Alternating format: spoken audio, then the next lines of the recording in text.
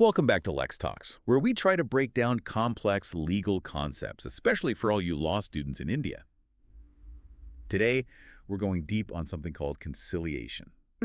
Conciliation. Yeah, conciliation. We'll be looking at what it actually means, how it gets started, the role of the conciliator, that crucial settlement agreement, how things wrap up, and why confidentiality is such a big deal. It's interesting that you picked conciliation for this. Yeah. It's often forgotten compared to going to court. Right. But conciliation can be a much quicker way to resolve disagreements, less expensive too, and less stressful, which is really important in India, Yep. where court cases can drag on for years and years. That's exactly why we chose it. So many people think going to court is the only option if they have a dispute. Right. Conciliation is about finding a win-win outside the courtroom, though, isn't it? You got it.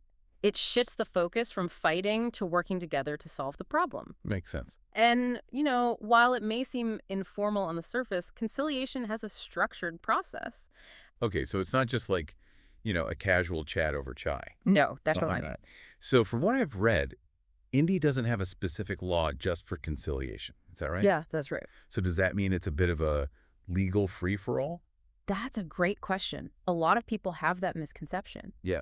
There may not be a dedicated Conciliation Act, but the concept is embedded in Indian law. Section 89 of the Code of Civil Procedure from 1908, that's where you'll find conciliation mentioned, along with other alternative ways to resolve disputes. So it's kind of woven into the existing laws. Exactly. And for law students like yourselves, understanding this framework is really important because it shows how conciliation fits into the overall legal system. Got it. The Delhi High Court, for example, they have their own set of rules called the Mediation and Conciliation Rules from 2004. They use those to guide the conciliation process. So there are specific rules in place. Yes. Okay, so let's say there's a dispute. How do you actually get conciliation started? Is it like sending an angry letter? Well, it can be as simple as a written invitation from one party to the other, outlining what the dispute is and suggesting conciliation to try and sort it out. Okay. But what's really interesting is how technology is starting to play a role. Ah, okay. There are platforms popping up, making the whole process of managing conciliation a lot easier. Really? Yeah. So once both sides agree to conciliation, then what? Do we just put them in a room and hope for the best? Not quite. That's where the conciliator steps in.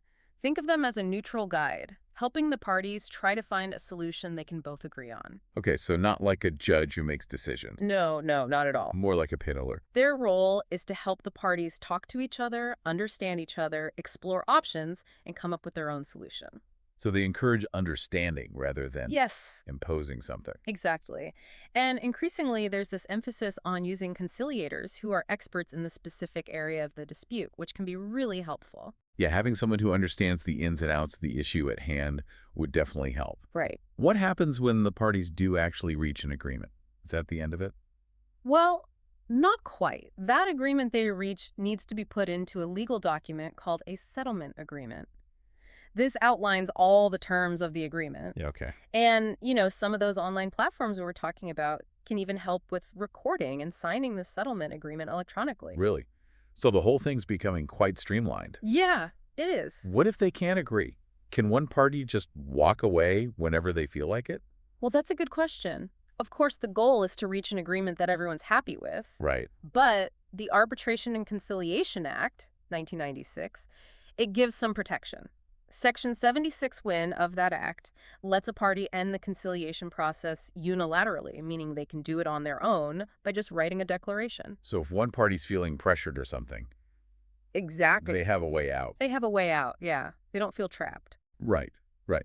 Okay, so let's talk about something that seems super important in all of this. Confidentiality. Yeah, What happens in conciliation stays in conciliation, exactly. like Las Vegas. Confidentiality is absolutely key. It lets people speak openly without worrying that what they say will be used against them later on. So it creates a safe space for them to really try to work things out. Absolutely. Okay. And the legal system in India recognizes how important confidentiality is. Remember those Delhi High Court rules we talked about? Yeah. They specifically emphasize confidentiality, making it a core part of the formal procedures. That makes sense. So this is all starting to paint a clearer picture of how conciliation works in India. Right. But for our listeners, who are mostly law students, why should they care about all of this? Why is conciliation so important for them to understand? Well, I'm glad you asked that. Compared to traditional court battles, conciliation has a lot of advantages, both for law students and anyone who might be involved in a dispute. Okay, good. First of all, it's usually a lot faster. We're talking weeks or months instead of potentially years. Wow, that's a big difference. And speaking of time, conciliation is also much, much cheaper. Makes sense. Less time in court, less. Research has shown that it can save parties up to 70% in costs compared to going through the courts. Wow, 70%. Yeah, That's a lot of money. Avoiding all those court fees and lawyer fees must be a huge relief. absolutely. And then there's the impact on relationships. Litigation can be really damaging. It Right. creates this hostile environment. But with conciliation, you have the potential to actually preserve the relationship between the parties. So it's not just about the legal issue, it's about finding a solution that doesn't completely destroy personal and professional relationships. Exactly. It's a more holistic approach. And here's something that might be especially interesting for your law student listeners.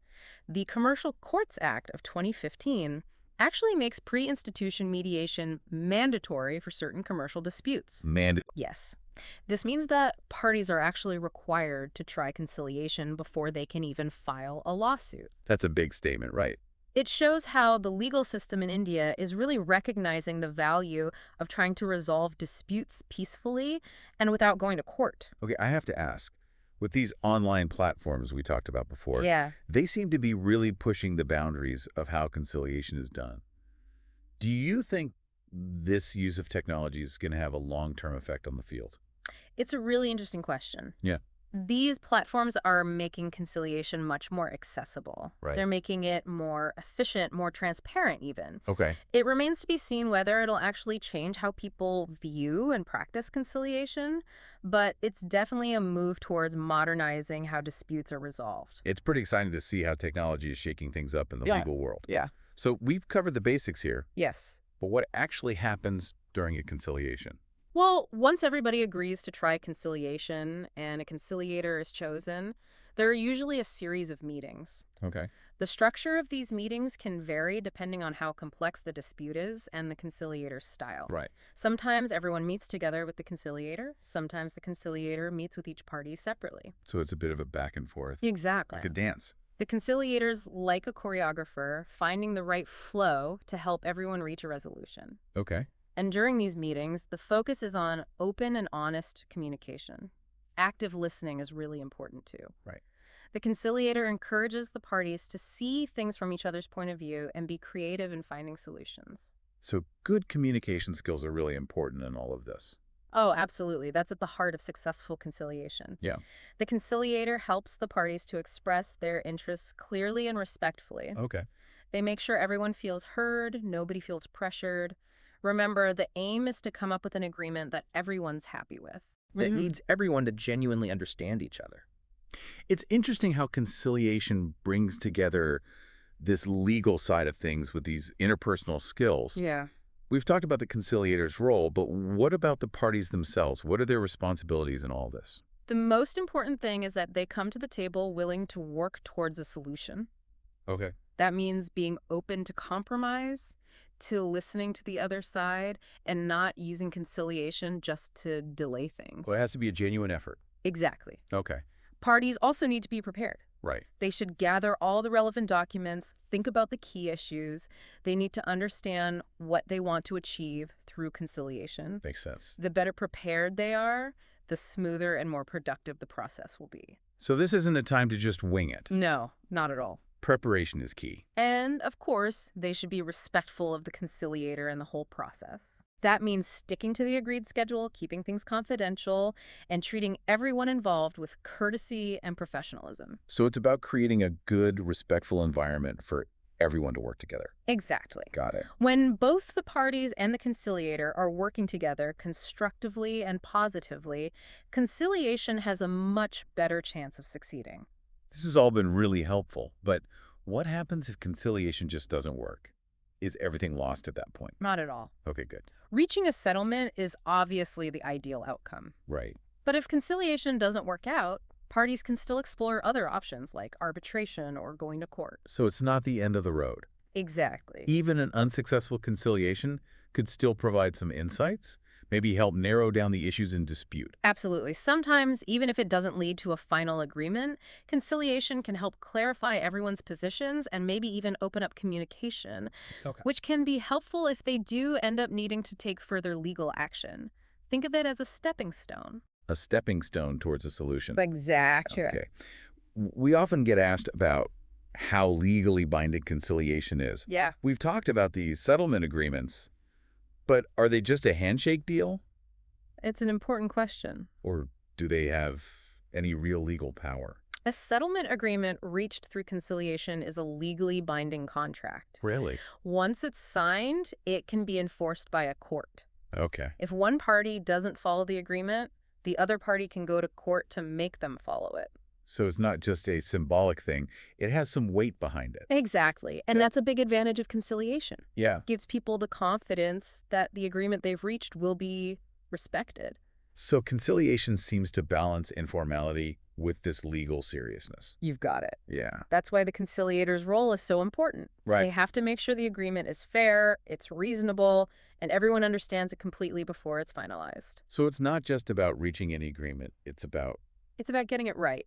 Yeah. getting it right. Yeah. Making sure it actually addresses everyone's concerns. Exactly. That's why, for law students in particular, understanding the ins and outs of conciliation from the legal basis to how it actually works in practice is so crucial. Yeah. It's a valuable tool for any lawyer because it can help their clients get what they need while minimizing conflict and preserving relationships. We've covered a lot today. Yeah, we have. From the definition of conciliation to the nitty-gritty of how it works and the role of the conciliator. Right. But before we move on, I'd like to get your thoughts on something. Sure. We've talked about all the benefits of conciliation. Yeah. We've talked about how it works, how it's enforced.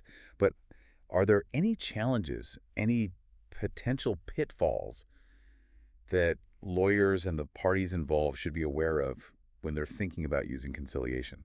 That's a great question. It's important to go into conciliation with realistic expectations, understanding its strengths and also where it might not be the best fit. Okay. One challenge is making sure everyone is truly on board with the process. Right. If one side's just not willing to compromise or engage in good faith, conciliation probably won't work. Makes sense. Lawyers have a big responsibility here to figure out if their clients are actually ready to participate and to manage those expectations. So it's like checking the vibe, making sure everyone's really serious about finding a solution. Exactly. Another challenge is finding the right conciliator. Right. Because we talked about how important that role is. Their skills, their experience, even their personality can really affect how things go. Yeah. Choosing someone who is impartial, who's done this before, and who has strong communication and facilitation skills is absolutely crucial. It's like casting for a movie. The right conciliator can make all the difference. That's a great way to put it.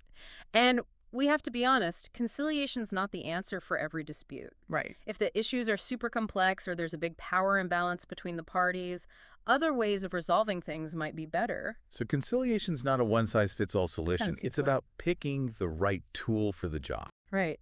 And even when conciliation is a good fit, managing expectations is key. Okay. It's not magic, it takes time and effort, and everyone has to be willing to compromise. It's not about winning. It's about finding a solution that everyone can live with. You got it. Now let's go back to technology for a moment. Okay. We talked about all the good things about these online platforms. Yeah, making things easier. But could there be some downsides? Could having such easy access to online dispute resolution actually make people take it less seriously? Could it affect the quality of the outcomes? Wait, hold on. Let me think about this for a second. Yeah, it's something to consider. So technology makes conciliation more accessible, but it could also devalue the whole process. It's a real dilemma. Yeah. It's something we have to think about as technology continues to change things. Right. Maybe the answer is finding the right balance between all these technological advances and the human side of conciliation. Absolutely. Yeah. Technology can be a great tool. Yeah. But it's that human element, the empathy, the understanding, that really makes conciliation work. It's that ability to connect the legal stuff with people's emotions that makes conciliation so special. I completely agree. Yeah. And that's what makes it such an exciting field for future lawyers. Right. It's not just about knowing the law, it's about understanding people, what drives them, what they need. Okay. It's about being creative and finding solutions that address both the legal and the human side of things. It's like being a legal detective. Aha. But Yeah. instead of solving crimes, you're solving conflicts, helping people move forward. Exactly. And that's where the real satisfaction comes from. Yeah. Helping people find a way to resolve their differences and get on with their lives in a positive way. Turning conflict into an opportunity to grow, to understand each other better.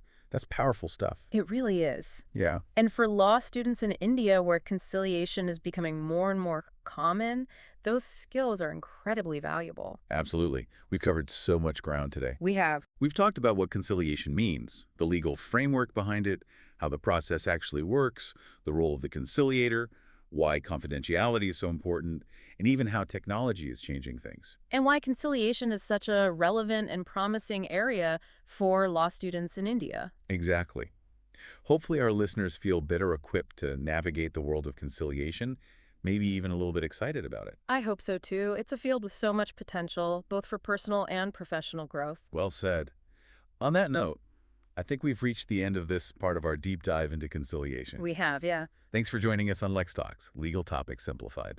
Until next time, keep those legal minds active and those hearts open to peaceful resolution. It seems like we've given our listeners a much deeper understanding of conciliation today. Yeah, definitely more than just a basic definition. I hope so. It's a really interesting area of law, and it's constantly changing, becoming more important in India and globally. Okay, before we wrap things up completely, I have one last thought for our listeners to consider. We've talked about how technology is changing conciliation, Right. making it easier to access, more efficient, all that. Yeah. But could there be some downsides? Could this easy access to online dispute resolution actually make people less likely to take seriously? Could it end up affecting the quality of the outcomes? That's a really thought-provoking question. I like that. Yeah, It's something we need to keep in mind as technology continues to change the landscape of law. definitely. Maybe the solution lies in finding that sweet spot between the advancements in technology and the human aspect of conciliation. Right, because technology is a great tool, Absolutely. but it's that human touch, the empathy, the understanding that really makes conciliation successful. I couldn't agree more. It's that ability to connect the legal frameworks with people's emotions that makes conciliation stand out. You're right. It's what makes it so unique. It's like we've discovered this whole other world of resolving disputes, Yeah. where legal knowledge meets emotional intelligence. And for law students, especially in India, where conciliation is becoming more and more common, developing both of those skill sets is so important. Absolutely. It's not just about understanding the laws.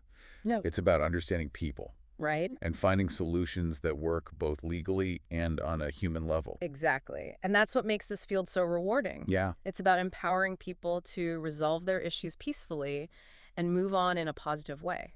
well said. So today we've really dug deep into the meaning of conciliation. We have. We've looked at the laws in India that support it, explored the actual steps involved in the process. Right. We've highlighted the importance of the conciliator, Yes. emphasized why confidentiality is so crucial, and even discussed how technology is shaping this field. It's been quite a journey. It has. And I hope our listeners, especially the law students, feel inspired to learn more about conciliation. Me too. It's a field full of opportunities for growth, both personally and professionally. That's a great way to put it. So on that note, I think it's time to wrap up our deep dive into conciliation. Sounds good. Thanks for joining us on LexTalks, simplifying legal concepts for students. Thanks for listening to LexTalks. Stay tuned for more insights.